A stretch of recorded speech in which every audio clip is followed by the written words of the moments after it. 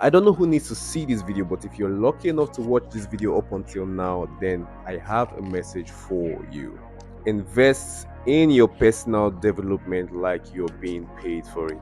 I often tell people that there are two kinds of people in life: people with depth without spread, and people with spread without depth.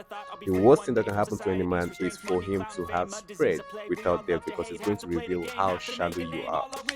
You want to be an industry expert, you want to be the go-to person in your niche, in your field, right? You want to be the celebrated person. How deep are you? How well do you know your onion? Does your onion make people cry, or is it a laughing stock? I often say this.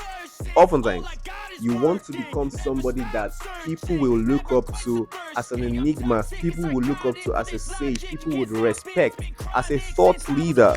How well are you investing in it? You think that the people that you see out there that you celebrate got there by just being the surface level of what they know? No. What makes people stand out is the depth and value that they have to offer to their world. And value comes by learning, value comes by observing, value comes through mentorship, value comes by observation. It comes by you intentionally every single day taking an actual step to make sure that you become the man of your dreams, to make sure you become the person that your future self would be proud of.